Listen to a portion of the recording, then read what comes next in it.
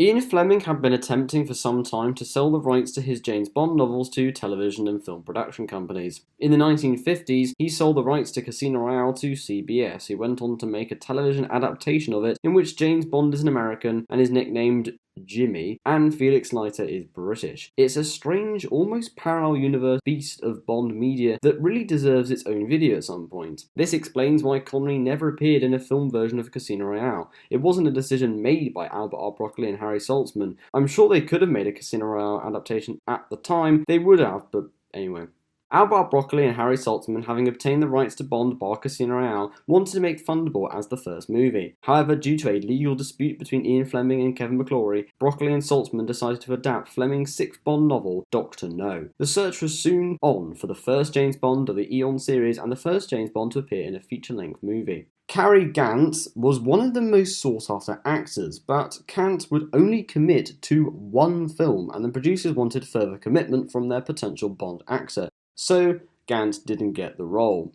In Albert Broccoli's autobiography titled When the Snow Melts, he claimed that Roger Moore was an actor he and Harry Saltzman were thinking of casting as James Bond for Dr. No. However, in Roger Moore's autobiography, Moore claims that this is untrue, and that he wasn't approached for the role until the 1970s, so judge that story how you like. Anyway, enough beating around the bush, Sean Connery was cast as James Bond. Ian Fleming did not approve of Connery being cast in the role, believing he didn't fit the image of Bond. However, after Fleming saw Dr. No, his opinion of Connery hugely improved. Connery was only 32 when Dr. No was released and had appeared in little else beforehand. His film debut came less than 10 years prior in 1954's Lilacs in the Spring. His role was very small, practically that of a background character, and he was uncredited. So it's pretty clear that James Bond was Connery's breakout role, and as we've seen in the decades since, it hugely paid off for Connery's own career and for Eon Productions. The first Connery outing and the first official Bond film, Dr. No, was released on the 5th of October 1962. The film received positive reviews on the whole, though some of them weren't exactly glowing. Compared to the later Connery outings, Dr. No received a rather underwhelming response. However, nowadays many people regard Dr. No as one of the best Bond outings, perhaps for its simplicity and the brilliant cast, but that's besides the point. The film did, however, do very well financially. Dr. No had a budget of little over $1 million, but the overall box office takings were over $59.5 million.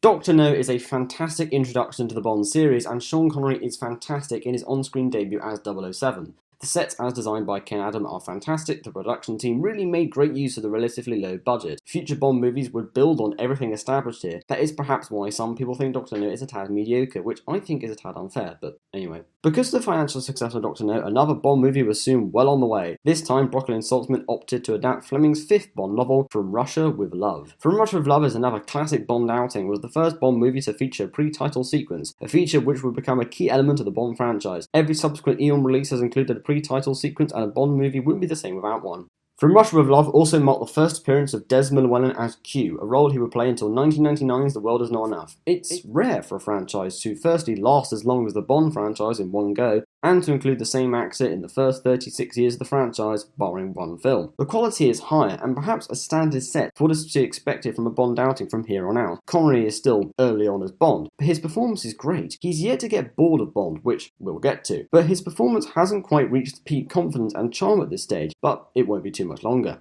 But the third Connery outing is when things really get taken up a notch. Fleming's seventh Bond novel, Goldfinger, was the next Bond novel to be adapted. This was the first 007 outing to feature the iconic Aston Martin DB5, a car which would become as part of the Bond series as the gun barrel, Bond's iconic catchphrase, and James Bond himself. The film itself is very good. It's probably the first Bond movie that truly feels like Bond, or at least what we associate with James Bond.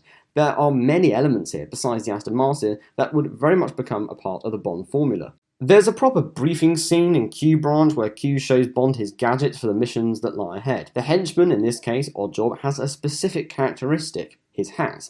Gadgets start to become more important in the story, and the tone starts to become slightly more tongue-in-cheek, though there is still a careful balance struck between dramatic and comedic moments. Connery is brilliant in Goldfinger. His performance is at its most confident and suave yet. Nothing more needs to be said of his performance. Connery gets it absolutely right. Goldfinger made a ton of money. From a budget of $3 million, it made $125 million, which at the time was pretty impressive. The success of the film also led to a surge in sales of the original Goldfinger novel and Fleming's other Bond novels. The next installment was Thunderball, which featured the return of Spectre, who last appeared in From Russia with Love. There's a load of complicated legal issues surrounding Fleming's novel of the same name, which therefore carried over to this movie. In short, Thunderball would be remade once again in 1983 and with Sean Connery's James Bond, but we'll get to that. Thunderball was one of the most financially successful Bond outings. It was released during the height of Bond mania. It grossed over $141 million. The scale and scope of the Bond world would only continue to grow. The next Bond outing was You Only Live Twice, adapted from Fleming's 11th novel. By this stage, Connery was becoming increasingly bored and disinterested in the series, and while filming, he publicly announced that he was stepping down from the role. Connery's lack of interest in the role comes across on screen, as his performance just isn't as great here compared to his previous outings. There are some great scenes, but on the whole, his performance is just lacking energy and charisma. The film itself has incredible set design. Ken Adam went above and beyond this time around. The standard has been set, and this Bond outing probably has the best set designs in the entire franchise. The Spectre lair is a particular feast on the eyes. The work that must have gone into designing and constructing it boggles the mind. Donald Pleasance is the star of the movie, where he owns every scene he appears in, as Ernst Stavro Blofeld, who, after years of build-up, finally appears fully. Blofeld had previously appeared in From Russia with Love and Thunderball with an obscured face. Here, Pleasance is an on-screen delight, turning every line into something special. Now, I've mentioned the brief Lazenby era. George Lazenby famously only appeared in one film, On Her Majesty's Secret Service, and rejected a multi-film offer. As a result, Broccoli and Saltzman had to once again find another actor to play James Bond.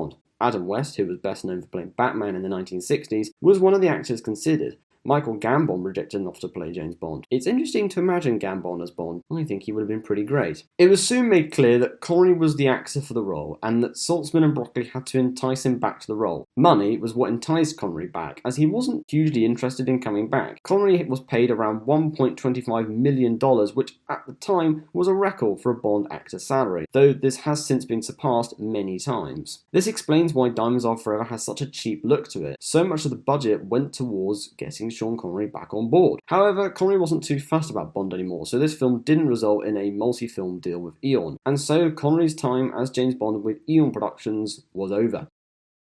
For a long time, it appeared that Sean Connery's time as James Bond was well and truly over, and nobody really thought any more of it. Earlier in this video, I touched upon the complex legal issues surrounding Thunderball. Well, those issues are too heavily linked with Connery's final Bond movie and only non-Eon Bond movie, Never Say Never Again. The legal issues began way back when Fleming was writing the original Thunderball novel. Fleming and Ivor Bryce, might be mispronouncing that name, a friend of Fleming's, soon began pondering the possibility of a Bond film. Thunderball, the ninth Bond novel, had yet to be published and fully written, so some time had passed since Casino Royale had been published. Bryce soon introduced Fleming to Kevin McClory, an Irish writer and director. Soon the three of them began throwing around ideas and brainstorming for a Bond story, ideally one to be made as a movie. There's a ton of stuff involved that I've skipped over because I don't want this video to be dominated by all this Thunderball stuff. So, between January and March 1960, Fleming wrote the novel that would later be titled Thunderball, having used the ideas that he, Bryce, and McClory had previously come up with. However, on the final finished novel, only Fleming was credited as the author. McClory claimed that he created many of the characters and settings that appeared in the novel, and this started a years-long legal struggle over who owned the rights to the story. This would later expand into who owned the rights to key characters in the Bond universe, including many of the Spectre characters. McClory would later receive a producer's credit on Sean Connery's full film, Thunderball. There's a reason why Spectre suddenly disappears from the Bond series after Diamonds Are Forever, with no mentions, and it's linked with the whole McClory legal entanglement. So, what does this have to do with Never Say Never Again? Because McClory was the producer on Eon's Thunderball, due to a deal McClory struck with the company, he was able to make Never Say Never Again many years later. He didn't have the rights to the entire James Bond world, but did in effect have the rights to Spectre and the story of Thunderball. I may be glossing over stuff or ignoring things, but if you want to know more, then you should really take a further look online. McClory soon decided to make Thunderball all over again, as he did. As a reference to Connery's promise never to play Bond again after Diamonds Are Forever, the film was titled Never Say Never Again. Other actors were considered to play James Bond, but Connery was very much in the mind of many working on the film, including McClory. The film was released in October 1983, the same year as the Eon-produced Bond film Octopussy starring Roger Moore. This triggered a bit of a media sensation. The prospect of two Bond movies going against each other at the box office was interesting both both to the media and to the public. Never Say Never Again grossed $160 million from a budget of $36 million, whilst its quote-unquote rival, Octopussy, grossed $187.5 million from a budget of $27.5 million.